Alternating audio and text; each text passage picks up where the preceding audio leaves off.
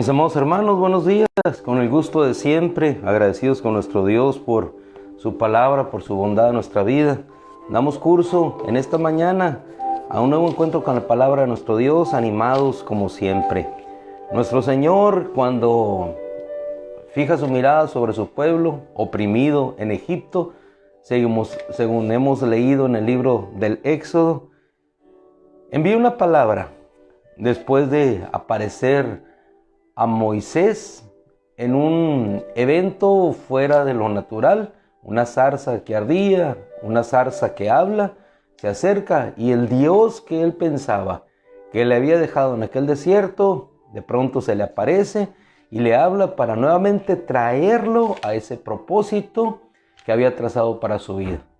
Aquel niño que nació en una época abrupta, difícil, complicada, que había sido salvado de las aguas por el mismo verdugo que quería, en este caso, exterminarlo.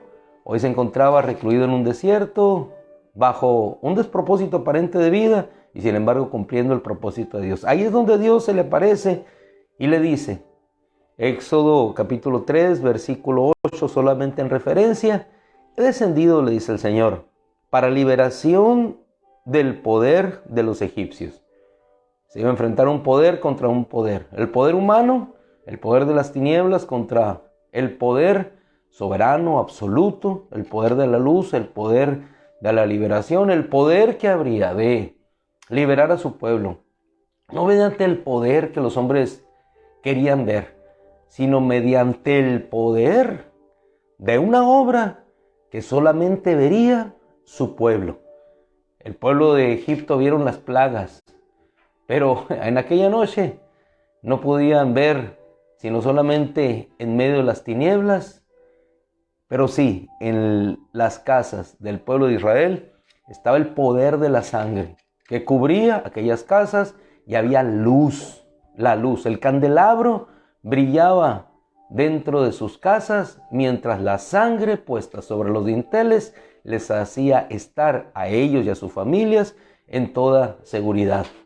Poder contra poder, pero el poder más hermoso fue el poder que no se veía, sin embargo, el poder que liberaba. Era la sangre del Cordero. ¿Qué tenían que hacer ellos? Solamente creer. Y efectivamente, nosotros creemos, confiamos y Dios hace. El salmista decía, confía en Él que Él actuará. Confía en Él que Él hará. He descendido, le dijo el Señor, para su liberación del poder de los egipcios y para sacarlos.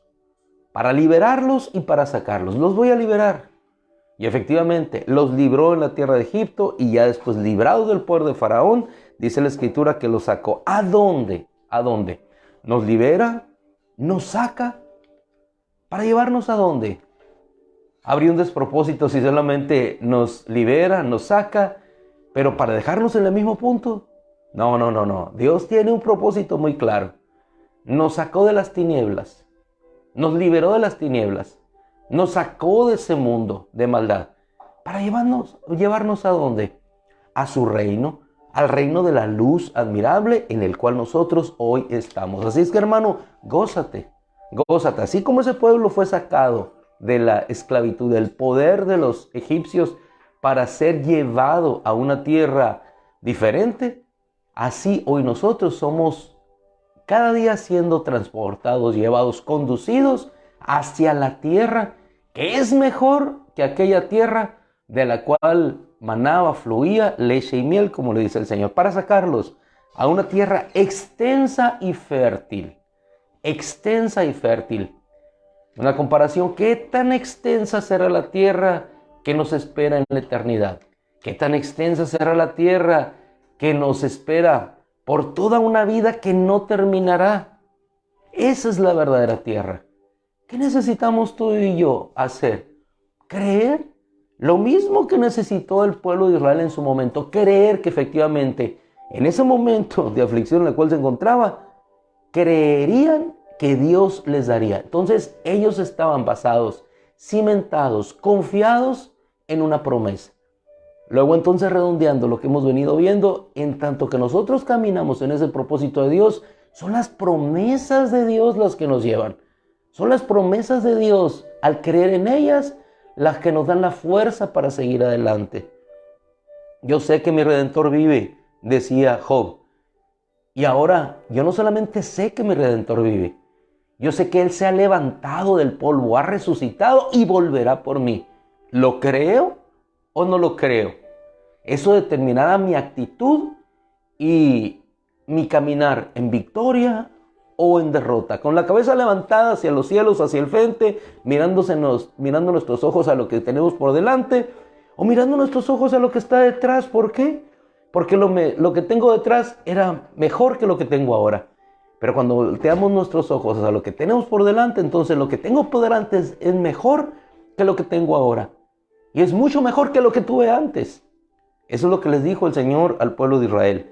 Los voy a sacar una tierra extensa y fértil, a la tierra en la cual fluye leche y miel. Vinieron las plagas y en Éxodo capítulo 14, versículo 31, al final vamos a encontrar como el pueblo de Israel, después de que habían sido sacados, después de que habían pasado las plagas, después de que cruzaron el mar de las cañas, el mar rojo, dice la Escritura, entonces creyeron al Señor y a Moisés su siervo. En ocasiones, está bien que no crean en lo que nosotros decimos, pero lo que nosotros decimos no es algo que es de nuestra propia inspiración, es sacado de la Escritura. Es el Señor Dios de Israel, el Israel espiritual, quien nos dice, te voy a sacar y te voy a liberar. ¿Qué es lo que nosotros solamente necesitamos hacer? Creer como Abraham. Abraham creyó y le fue contado por justicia. La justicia más grande que todo hombre puede tener sobre la tierra es ser declarado justo de parte de Dios. ¿Y cómo se logra eso?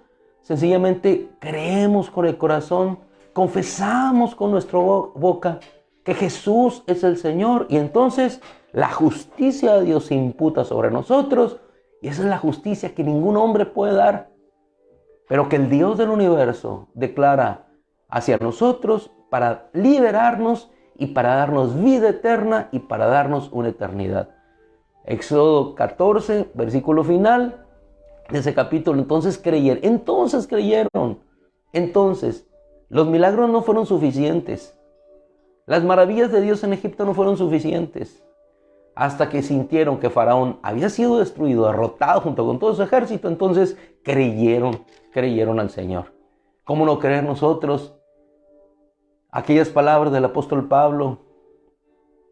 Hasta que Satanás ponga, o Pedro, no recuerdo quién fue el hermano, hasta que él ponga a nuestros enemigos debajo de nuestros pies, debajo de sus pies. Dios lo hizo a través del sacrificio de Cristo. Pablo. Vamos entonces ahora a ver una cita.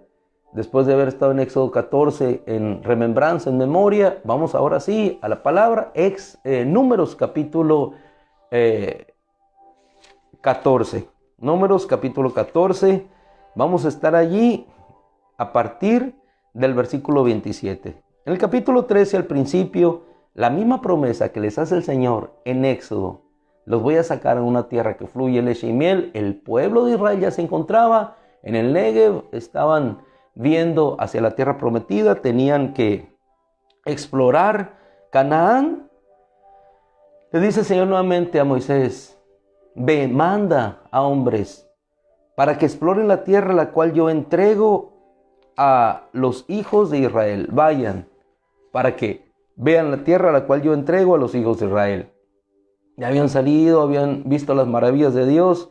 Y en el versículo 26 encontramos cómo se presentaron aquellos que habían ido a la tierra, contaron lo que habían visto. Dijeron en el 27, fuimos a la tierra a la cual tú nos enviaste, de la cual fluye leche y miel. Efectivamente, la tierra era una realidad. Aquella tierra prometida, aquella tierra que se les dijo que existía, que algunos probablemente pensaron que ni siquiera existía, que es la misma realidad hoy. El cielo existe. ¿A poco? ¿A poco existirá el cielo? Lo mismo decía el pueblo de Israel. Y sin embargo ahí están posicionados en esa tierra y la hacen producir, porque Dios envía su bendición. Así nosotros, al igual que ellos, vamos caminando en circunstancia de tiempo, en circunstancia de cultura, pero al final la misma condición del hombre, alejado de Dios, que no cree en las promesas de Dios. Y por lo tanto, pues caminan de la manera que caminaban unos y otros, como veremos a continuación. Estos son los frutos, mostraron los frutos, llegaron hasta aquella tierra. Solo que el pueblo que vive en aquella tierra es fuerte. Las ciudades son fortificadas. Ahí están, empezaron a narrar la otra parte de la historia, como veíamos ayer. La circunstancia temporal, pero no la circunstancia futura, confiando en la promesa y en la palabra que Dios había mandado a su pueblo. Ahí están los gigantes, allí viven aquellos hombres que devoran a los habitantes. No podemos, dijeron ellos. Versículo 31. Los que habían subido junto con ellos dijeron, no podemos subir contra este pueblo, pues es más fuerte que nosotros. Es una tierra ciertamente que tiene leche y miel, pero las ciudades son fortificadas, los hombres son fuertes. Sin embargo, no podemos. Hay hombres que devoran a sus habitantes, son hombres de gran estatura. Vimos allá los gigantes, los gambare, los hijos de Anac. No podemos.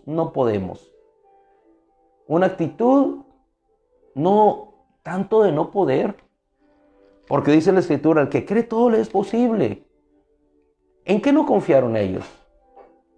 No confiaron en la promesa de Dios, en aquel Dios que les liberó, y no con fuerza, sino con la sangre de un cordero. En aquel Dios que les hizo pasar el mar, no con fuerza, sino con el poder de una vara que se tornó hacia aquello, el poder de Dios, y abrió los mares. No fue con fuerza, nunca es con fuerza.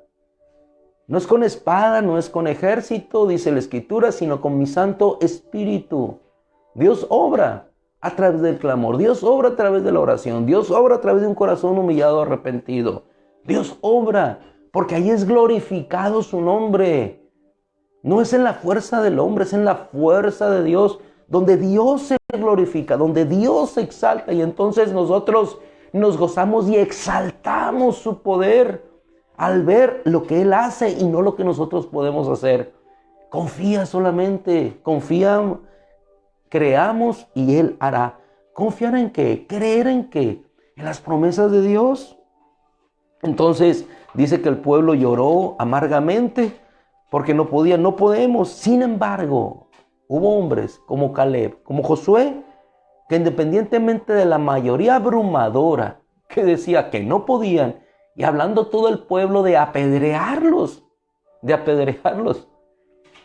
no eran ni siquiera, los enemigos ni siquiera llegaban, ni siquiera sabían que habían estado allí, ni siquiera sabían que iban a llegar. Y no eran los enemigos los que los estaban derrotando, eran ellos mismos los que se estaban derrotando entre ellos por no creer en las promesas de Dios. Tenían al Dios de Israel. Los enemigos no estaban y ya estaban saliendo derrotados a una tierra por no creer. Sin embargo, Josué, Caleb, ellos se levantaron, dijeron a toda la congregación, versículo 7, la tierra por la cual pasamos para explorarla es sobremanera buena. ¿Acaso no es buena la eternidad? Es sobremanera buena. Si se agrada el Señor de nosotros, Él nos introducirá, así como lo hizo. Después vendría Josué y los introduciría a esa tierra. Él nos introducirá, la entregará en nuestras manos. No se rebelen, no tengan miedo ante la gente de aquella tierra, pues ellos son como nuestro pan. ¿Por qué? Porque su poder se apartó de ellos, mientras que Yahweh está con nosotros, no tengan miedo. El pueblo siguió hablando, no, ahí devora a los habitantes. Milagros nos dijeron, salen los dinosaurios, los pterodáctilos, salen los triceratops, salen los diplodocus, salen los rex, devora a los habitantes. Pero hermosas palabras de estos dos varones que creyeron, confiaron en Dios y dijeron sencillamente, su poder no está con ellos, está con nosotros. Ese es nuestro Dios. ¿Qué necesitamos, hermano? Y la palabra es tan extensa que el tiempo se nos acortó ya. Creer solamente. Cree, confía en Dios y Él hará. Cree en las promesas de Dios y entonces, todos juntos creyendo, unánimes, gozosos, iremos siempre a la victoria en nuestro Señor. Que Dios te bendiga en este día. Vayámonos con la actitud que tuvieron Josué y Caleb. Dios le entregará en nuestra mano. ¿Por qué? Porque el poder ha pasado de ellos a nosotros a través del Espíritu y del Dios que nos lleva. Padre, gracias en el nombre de Cristo. A ti la gloria, la honra y la victoria hoy y siempre. Así a ti son nuestras alabanzas. A ti, oh Dios de Israel, oh Dios poderoso, grande, fuerte y maravilloso, que levantas al caído, que sanas al enfermo, que libertas al esclavo, Señor, y haces tu nombre enaltecer sobre toda la creación. Gracias, Padre, en el nombre de Cristo. Amén. Mis amadísimos hermanos, que Dios les bendiga. Los que nos vemos allá por el Emaús a ciertos kilómetros, allá nos vemos en 20 minutos. Si Dios quiere, Dios los bendiga.